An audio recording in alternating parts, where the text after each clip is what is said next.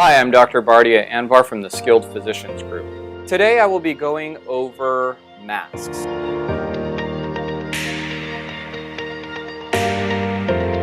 Specifically, masks to be worn out in public to reduce the risk of transmitting or getting the coronavirus. A recent study that was just published a few days ago in The Lancet has shown that masks can be effective in reducing transmission of the virus. I have been a surgeon for over 10-15 years, and I have been wearing masks on a regular basis. I have never had problems breathing with a mask. I have never passed out, difficulty breathing, or anything like that. There are a lot of people that are worried about wearing masks because it can cause difficulty in breathing, and they're really just uncomfortable with masks. Having worn masks for 20-25 years, I can say that I've never seen a nurse, a medical student, other physicians, anyone in an operating room pass out or have problems wearing masks. So I think it's something that could be highly effective. One thing we have to understand about the coronavirus is it is a respiratory illness, and that means that it generally is transmitted through your respiratory tract, which is your airway and then going down into your lungs. When I'm breathing right now, I'm breathing in and I'm breathing air out. One thing also to remember is that when I'm talking, air is coming out of my mouth. In order to talk, you have air coming out through your airway, vibrating through your vocal cords, and then that's how you make words and speech. So when people are talking, they're also passing air out of their mouth. When you breathe in, you're breathing air in your environment. When you breathe out, you're breathing air from your lungs. In order for the air in your lungs to get into your blood and get oxygenated, it generally goes through a moisturization process and it becomes wet. And when it comes out of your lungs, a lot of the air that comes out is a little bit has moisture in it, and that moisture forms droplets in the air.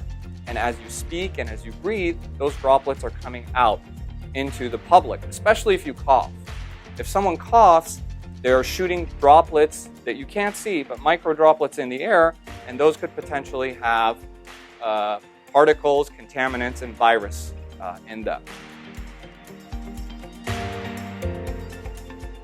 If you look at countries where the general population wears masks during the flu season and now during coronavirus, you can see that their per capita death rates is lower than in countries where there is not a culture where people wear masks when there's a flu season and now with the coronavirus.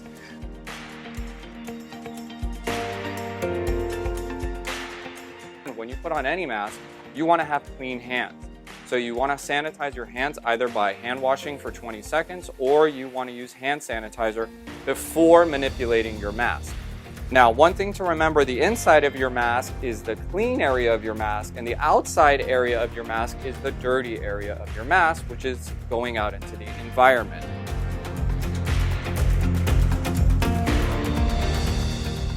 So one of the main challenges with masks is knowing how to wear them. So the first mask I want to begin with is the N95 mask. Generally, you wear the N95 mask when you think you're going to be in an area with prolonged exposure to people who may have the coronavirus.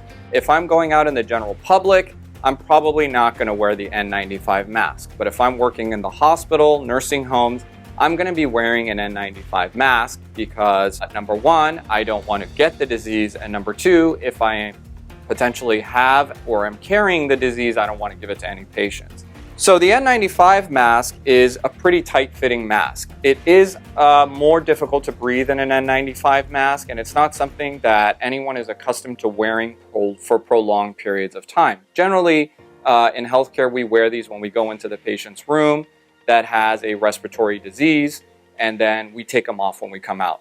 Now, today, most physicians in hospitals and healthcare workers in hospitals will wear this mask continuously because we don't know where the virus might be or who may have the virus. When you put on an N95 mask, you want to make sure, or you put on any mask for that matter, you want to cover both your nose and mouth. And I'll tell you why in a little bit. But basically, to put on an N95 mask, you go ahead and you put it over your head, and then you want to make sure that It generally will have a metal or a device here that you can pinch down to really cover your nose so that no air is escaping above. You want to bring the strap over your ear and then under your ear.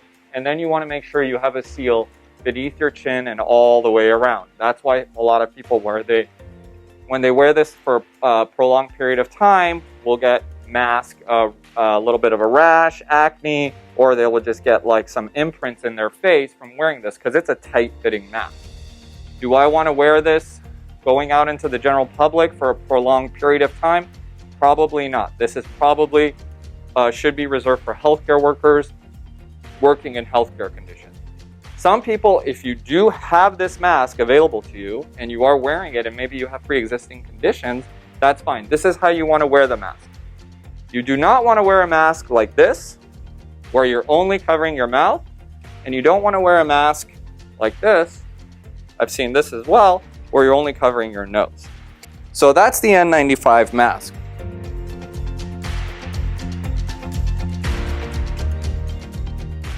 So the next mask that I want to talk about is the cloth mask. The reason why we talk about cloth masks is because there is a shortage of masks and cloth masks can be washed.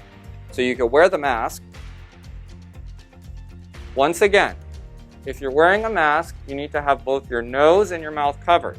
I see a lot of people out there like this. That's not proper because you're still having particles come out of your nose because you breathe both out of your mouth and your nose, or like this. And people are doing this because it's more comfortable. Some cloth masks, like the one I'm wearing now, are a little bit harder to breathe in, to be honest with you, than a regular surgical-like mask. What you can do with them is you can basically take them off and now put them in the washing machine and reuse them. So if you're in short supply, you should have some cloth masks. When you are out in public interacting with people, if you are going to the grocery store, if you're generally anywhere where you're doing interaction with people that you are not normally at home with. Finally, these are what I call surgical type masks. These aren't exactly the type of masks we use in surgery, but they're close. These are probably the easiest to breathe out of. And I've seen people also wear these incorrectly. Generally, you will have a darker blue side and then a light or pale side to the mask. If you have to realize that every mask has an inside and an outside, you don't want to put the outside part of the mask in on your face like this. You want to have the blue side out to the environment, and you want to have the lighter side in towards your face. Reason for that is, number one, you want to remember that this area is dirty and this area is clean. So if you're reversing the way you wear your mask, then it has no good. Because if I go talk to someone and I'm wearing the mask like this, and maybe they spray something onto the mask from talking on me, and then I reverse it the next time I wear my mask, well then I'm just putting all those particles on my face. So that's not good either. So I want to keep the mask in the same direction, blue part out, and actually that's the way these masks were designed. Most of these masks are designed for healthcare workers in the operating room. The reason why we have the mask is when we do surgery is so that if we talk and we're doing things, our spit or spray or anything that's coming out of our breath is not getting on the patient. So this is the correct way to wear the mask. Now, most masks that are surgical type will also have a little bit of a firm part at the top that you pinch, okay? And you want to do this especially if you wear glasses, because if not, if this part is open, a lot of the air that you breathe, and you can see in glasses, you can see all the moisture that gets onto your glasses when you wear a mask. So you know that there's moisture coming out of your mouth when you talk. So if I pinch this part, most of the air will go down. You want the air to come down when you're wearing a mask. So this part is going to be a little bit looser on these surgical-like masks, and you want to close this part, especially if you wear glasses.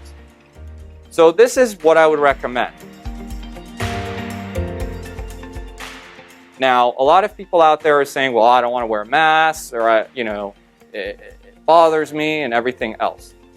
But the other option is really that people are being told to stay at home and not go out, And the idea of staying at home but then going out without a mask into grocery stores or pharmacies and doing all your errands without a mask is actually more dangerous than spending more time outside and actually wearing a mask when you're doing it.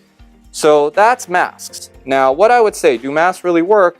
Once again, I would say in countries like Japan, South Korea, other countries, we are seeing lower death rates, and I would say that some of that is attributed to the fact that people wear masks when they go outside all the time. And if we can do that, we can be very successful in lowering transmission rates of the disease. This is a limited video. I'm only really going over masks. And if you would like to see an extended video of other things that I would like talking about, gloves, hand sanitizer, washing hands, please check out my other video. Thank you.